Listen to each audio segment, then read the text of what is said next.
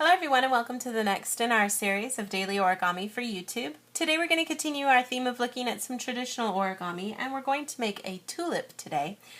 This particular origami is really cool. It could be a little tricky at first and you might accidentally tear a few pieces of paper, so be patient, but the results are so neat, so it's definitely worth a try. You're going to need two pieces of paper the same size. I'm going to be using 15 by 15 centimeter. You're going to have one, of course, that's the color for the tulip and one that's the color of the stem, so I'm going to be using red and green today. I'll show you guys the dimensions of everything when we're done. This is a three-dimensional model, so it stands up all nice and cool for you when you're done. We're going to start off first by making our tulip. So I'm going to start here with my paper and want to get it to the water bomb base. So if I start with my color side facing down, go ahead and fold your paper in half diagonally to create a big triangle. We'll do this both ways.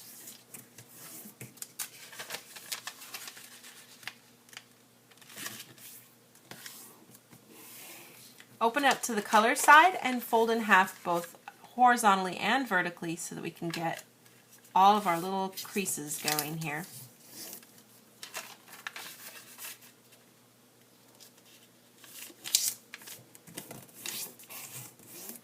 Once you've got all the creases, look at the color side again. Find opposite sides of the diamond and just sort of pinch and shimmy around until everything can lay flat into a big triangle. Now the next thing we're going to do is take the points on left and right side and we're going to just pull them up to the top. Make sure you get a nice smooth clean crease here. Do this for both sides.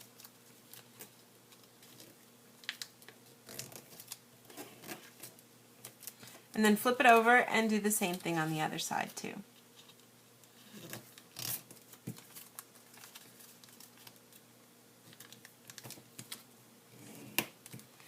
Now you should have all four of those flaps up and we should have the little flaps open at the top.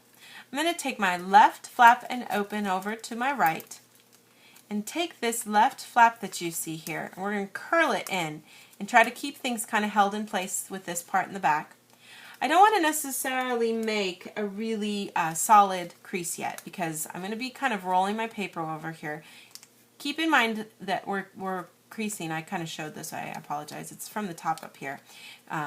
You're just rolling the paper over. We're going to bring it over about a third of the way and then we're going to take the right side and roll it over as well. And what I find works good is to kind of try to find a place here where, and it's not necessarily folding it into a tight third either. What it is we're going to be putting this right flap inside the left flap. So kind of get it started. I think it helps to get it started. Get the top part kind of going with a nice little smooth point there if you can for both sides. And there's a point where it'll only go so far because the paper is in the way there, so you're not going to be able to get it to go very far. Find where that point is, trying to remember that you want a nice point up here at the top. Kind of get that started, and from there just naturally try to smooth everything out into a crease. And you want to try to shoot for having even things on each side if you can. But then we'll just make a good crease on both sides, like so. I'm going to flip it over. We're going to do the same thing on this side. So I've got two flaps still over here. We'll open them up. Again, I'm just kind of rolling my paper over a little bit. Get the crease going up at the top for this one too. And then just get one of these sides, get the right side for example, into the left. Kind of hold it up at the top until you can find that point where it's as tight as it can be without, obviously putting too much strain on your paper. Make a good crease on all that so that you have something that looks like this. Now we're going to go ahead and blow into the bottom area. There's a little hole down here and you might need to just kind of tug gently on the sides to do this. I'll try to get it to open a little bit down here at the bottom.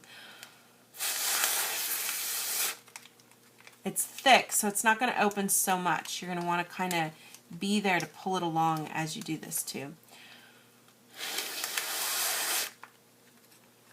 And then just gently pull open. We want to flatten out the bottom part here.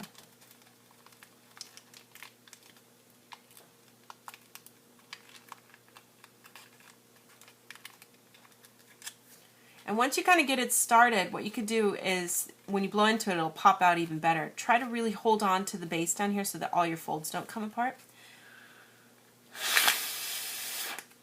And you should wind up being able to get something that looks like this, with this nice rounded bottom part here and our creased edges then here on the sides.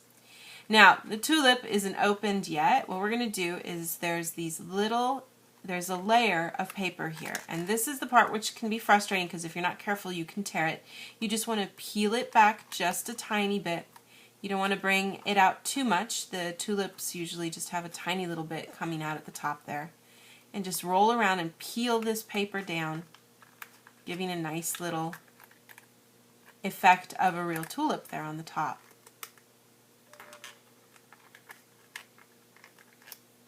Such a pretty origami. I love this one. So you're just going to get all 4 of these guys to kind of open up there and give you a really pretty little tulip there. You could almost even say it looks kind of like a rosebud in some ways.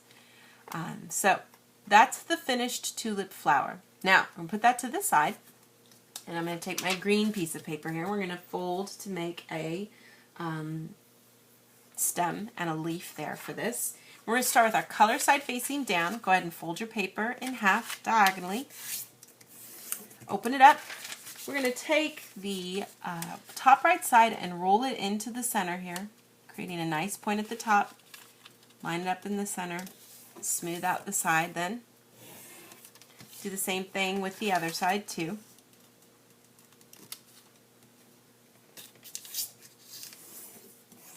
Then we're going to fold the other side in too, whichever it might be, whether it's the top and the bottom for you now, depending on if you turn it around or not. I'm just going to fold both of those in.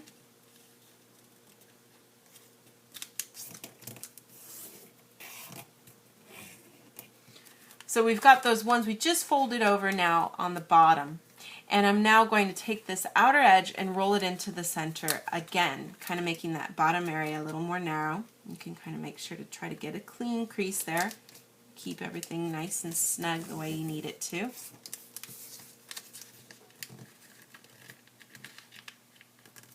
think it helps to kind of make the crease first down there at the bottom and then work your way up, trying to keep everything in spot. So we've got this nice kind of narrow point down at the bottom here. Now I'm going to go ahead and turn everything over and take the bottom and fold it up to the top. Now there's a lot of layers of paper here. You want to do your best to try to make that a nice smooth crease down there at the bottom. And then we're going to go ahead and fold everything in half, kind of inside itself here like this. So we've got this nice layer here on the outside, and what I want to do is actually reverse fold that out. So I'm going to just take a hold of stuff here, just the middle part, and go ahead and pop this part out. And you can choose a point that feels good to you. You can choose to make this a really sharp crease. You can choose to make it a really gentle kind of just a folds, not an actual creased fold. You can kind of just let it be more natural like this. It's up to you guys of how you want to do stuff. You can choose to have it come up way up high or down low. That's up to you as well. But the big key is to get this part to stand so that you can have it stand straight up. And then you've got this part here that's just a straight point. And if we take our tulip, you can just slide that right on top so that you get a finished little tulip. And that gives you your completed little piece. Now the finished dimensions for this, depending on how you've made everything, I suppose. Let's see here, my little guy is about almost 15 centimeters, about 14 centimeters, and the tulip himself at widest base is about 3.5. So he stands about 14 centimeters tall, and the tulip is about 3.5 centimeters wide, the widest point there. But just some really pretty, kind of fun, three-dimensional origami here for our finished project for today. Thank you so much for watching, and we'll see you next time.